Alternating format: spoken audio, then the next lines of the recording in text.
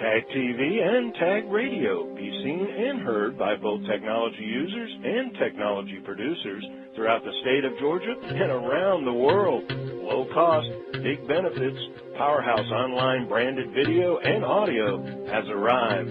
Tag TV, Tag Radio, there's a lot more to know. Hey, Jack, or maybe Jacqueline. It's the Christmas holidays. Everyone else is out celebrating with family and friends, and you're listening to a technology podcast? Maybe it's because you've been drawn to listen to it. A special message just for you. It is a special tech talk. It's about a startup based in Atlanta, but it's also about four guys who built an innovative company that began with a childhood memory and little more than necessity, meaning they were driven by a passion to create music and little or nothing else but discarded parts of broken machinery and oil cans. It's also about something more, innovation, the unstoppable kind that even discovered a creative way to find funding. Again, you could say out of pure passion and a touch of determination. This is also a tech talk about making your vision a reality. We've all heard the buzz, Indiegogo and Kickstarter, but did you know that Georgia has its own crowdfunding platform, Spark Market Crowdfunding, in and for Georgia innovators? Greetings, everyone. It's Friday, Christmas holidays 2013, and a few days till we bring in the new year, filled with new promise, new potential, and just maybe a resolution that this will be your year, the year you say, just do it. It's a Tech Talk with the Technology Association of Georgia President Tino Mantello. I'm your guest host, Frank Baia. Interstate Crowdfunding. It empowered these innovative thinkers to form not only a guitar company out of unexpected materials, but once again, it allowed them to create their personal vision, no matter how unconventional it was, and turn it into a successful reality. Up to the Tech Talk, Bohemian Guitars, and one of its four visionary co-founders, Adam Lee, victorious overcomers who found a way to turn oil cans, a childhood memory, and a passion to see what could be when others, only saw reasons to say no way. Adam, a South African-born entrepreneur, is the company's CEO and leads this unique enterprise with an even greater vision today to change the way people think about musical instruments, more affordable, more stylish, and sustainable. Adam and his co-founders were also the nation's first open equity crowdfunding campaign in over 80 years, all via Georgia's new based platform, Spark Market. What goes into a successful crowdsourcing campaign? If you're a startup, should you be considering crowdfunding to raise capital? If money is music to your ears, it certainly took Bohemian Guitars to the top of their charts as far as startups in 2013. Will you discover your answer to how to make your vision a reality in the new year? Find out how the CEO and co-founder of Bohemian Guitars just did it, out of necessity and crowdfunding, as we speak with company co-founder and CEO Adam Lee. This edition of Tech Talk is brought to you by GlobalSpeak.com, new media consultants, corporate video and audio communications, video and audio production and distribution, live and virtual event production. Tag TV and Tag Radio is a service of GlobalSpeak.com, creatively delivering powerful marketing, video, and audio solutions. Adam, welcome to Tech Talk. Hi, how are you today? Well, I got to tell you, it's always a fascination to reach into the mind of someone that's thinking way out of the box. I got to believe that you get a lot of accolades for not only what you guys do so well from a creative standpoint, but how that creativity is transferred into innovation, and innovation into really some leading interest as far as venture capital and even the technology industry. Let's talk a little bit about the fact that you guys recently completed the nation's first open equity crowdfunding campaign since 1933 via the Georgia-based platform Spark Market. Tell us a little bit about that. Sure. So while growing Bohemian Guitars, we try to obtain capital through traditional forms of either lending or from angel groups, and it was a little difficult. We've got a unique product that has been tested in crowdfunding before, but there's some risk around, giving money to a startup. So we went this route to crowdfund. In return, we would sell a piece of our company to regular Georgia residents, both accredited and non-accredited, and at the same time raise the capital we need. So Spark Market took advantage of a exemption called the Invest Georgia exemption, which allows this type of capital raise. And at the time, Georgia was one of only 2 or 3 states that offered that program. Now, for our listening audience, I'm sure they're familiar with Bohemian. We gave a little bit of insight in our introduction, but pretty unique. I mean, what you guys, South Africa, upbringing where you kind of saw things, maybe I heard a line the other day, a comment that called it necessity entrepreneurship, where entrepreneurism isn't just coming from innovation alone. It comes out of working out of necessity with the things that you have into your hands and at your access. Certainly you guys did that. Tell our audience a little bit about the guitars and the actual idea and manufacturing of them. Yeah, so my brother and I were born and raised in Johannesburg, South Africa. In '98, my family moved to Atlanta, but we've continued to go back and visit our cousins and grandparents. And on a vacation back there in December of 2011 or 12, I think it was 11, my brother came across a street musician playing an oil can guitar. It was something that we probably grew up with, but just took advantage of. Didn't really appreciate it. My brother, being a guitarist, collecting instruments for quite a while, had a little spark that he'd come back to Atlanta and try and build one of these. So that's how it started. It grew from that, from building our parents' basement to attending markets on the weekends to try and sell the product. So a creative expression, maybe a little arts craft, maybe something like that was more of an expression. Turns out that you competed at the Global Innovators Competition at the Georgia Technology Summit in Palo Alto, in a competition judged by VCs that included some of the top names in the business, and you guys placed 3rd out of 10 international startups. Tell us a little bit about that experience. Yeah, so Silicon Valley is traditionally known for, technology advancements or software or these fancy, hot tech startups. Sure. So we competed in this competition, which involved mostly technology-based companies. We were the only ones out of the 10 that had a actual tangible product. So when pitching potential investors or judges, it's always great to have that product that you can demo. So I feel that was an advantage for us. But yeah, finishing 3rd at that competition gave us a boost in our confidence, and also gave us a little bit of ammunition to go after some investors. It definitely shows proof of concept and traction. Now, had the crowdfunding happened before the actual recognition in Silicon Valley? Yeah, we had... Because I would assume that kind of played a little bit in terms... Because you had a working product, but you didn't necessarily have a successful product in terms of marketing and sales. Or did Correct. So we've done 2 crowdfunding campaigns this year. In January of this year, we raised $55,000 on Kickstarter, which is a rewards-based crowdfunding platform. So we took pre-orders on our guitars. The Silicon Valley event took place a couple months afterwards. So the Kickstarter crowdfund definitely was key to our success at that competition. Now, for the people that, it sounds easy almost, too easy. You know how that works. If it sounds too good to be true, it probably is. But how much work really goes into successfully crowdfunding a campaign? Oh, it's a tremendous amount of work. Planning a campaign, running the campaign, and all the post-campaign activities is a 24/7 job. We did about 3 or 4 months of planning for both of our crowdfunding campaigns, and it probably wasn't enough.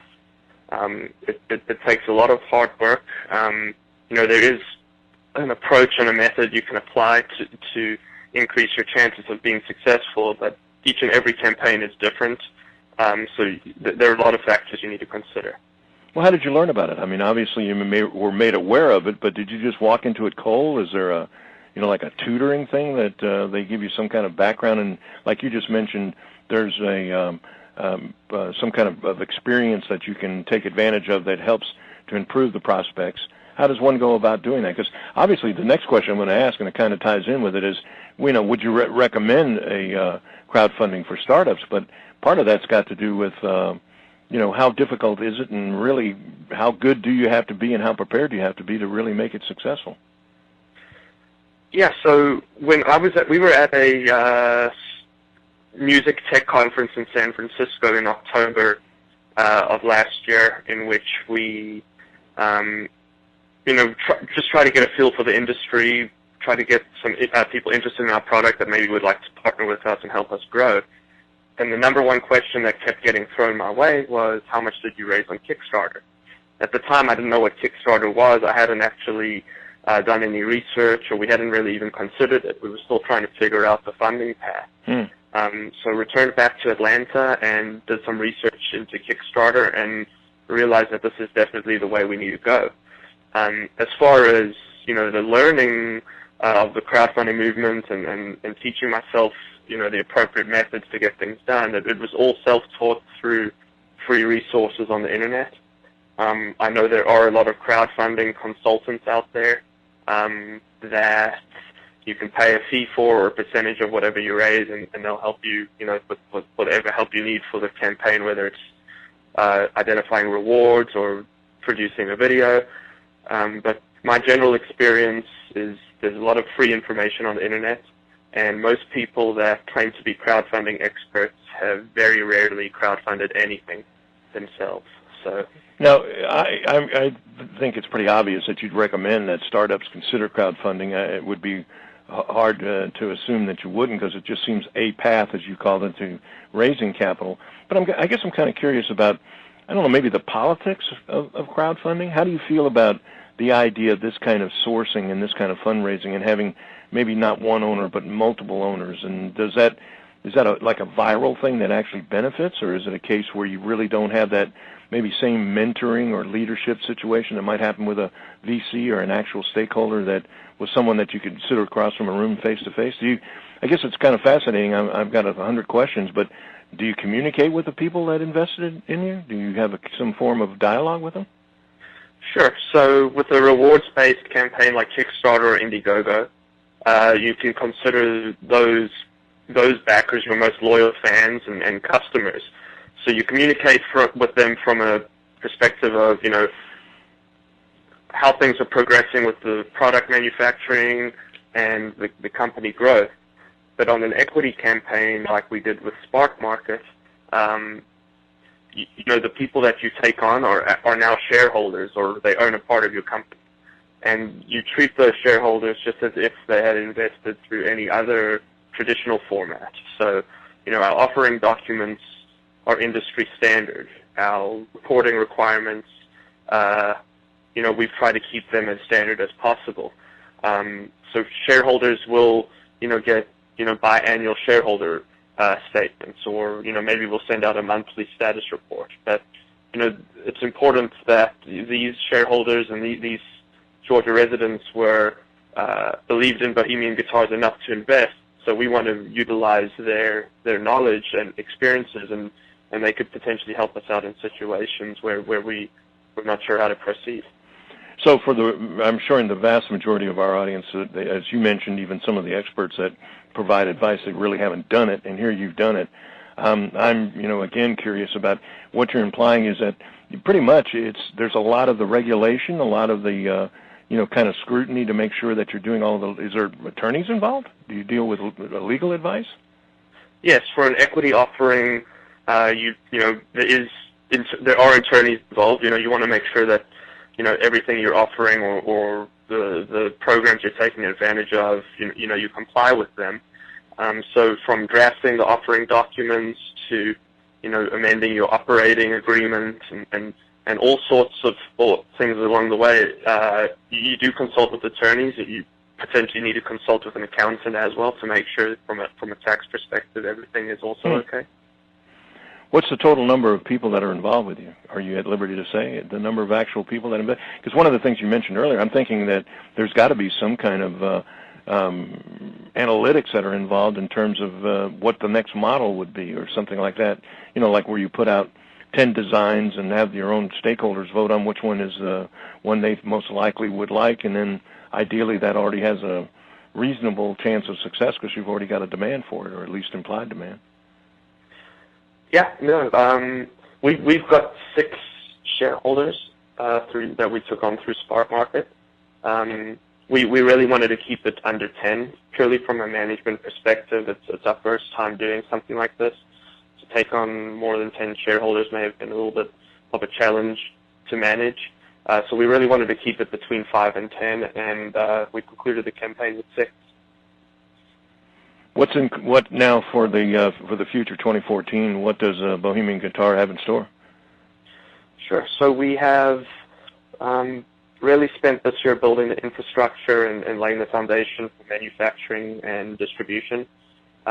So we're going to launch the year in Anaheim at the NAMM show, which is one of the biggest music instrument trade shows in the world, and that's where we really plan to make our mark, attract wholesale and retail interest, and really start 2014 off on the right note. Now, there's a philanthropic aspect to it. Obviously, the giving back in terms of the community is concerned. Certainly, the uniqueness. Anyone who goes to BohemianGuitars.com, I think that's the correct URL, right? Yes. BohemianGuitars.com for our listening audience.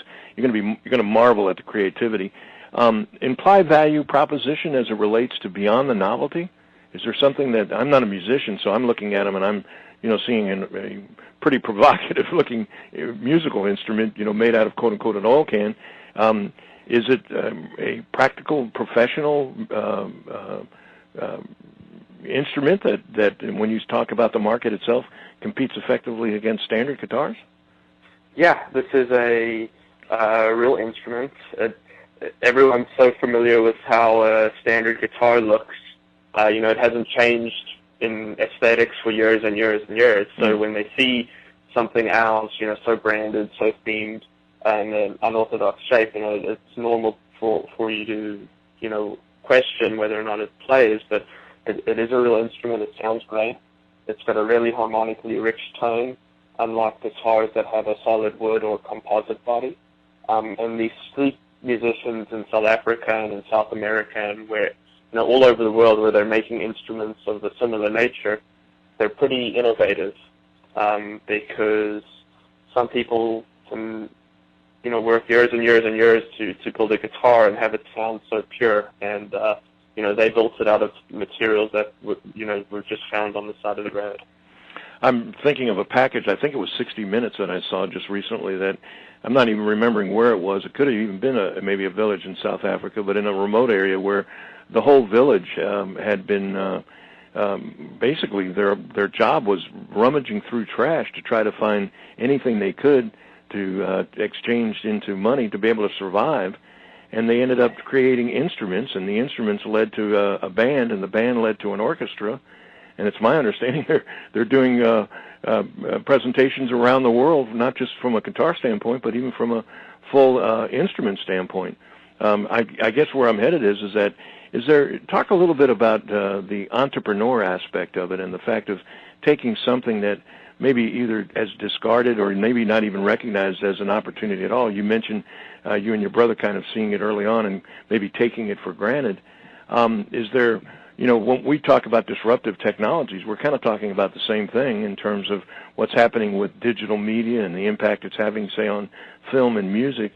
Do you see the whole area of instrumentation, music, and basic entertainment being impacted by innovation in a way that actually creates new kinds of instruments completely?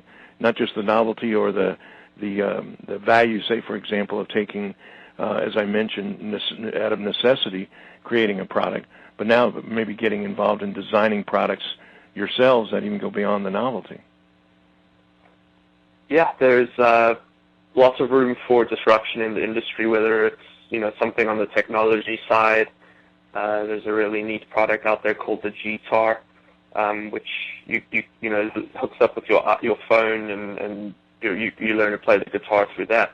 But on the other side of things, there is a large trend and a large movement of people and artists upcycling things into one-of-a-kind pieces that are functional instruments. And there's a way for us to turn scraps or old instruments or whatever we can get our hands on into premium concert quality instruments, while doing our parts to protect the environment, as small as that may be, it adds that extra intrinsic value. Is each instrument one of a kind? I mean, are they like signed, numbered?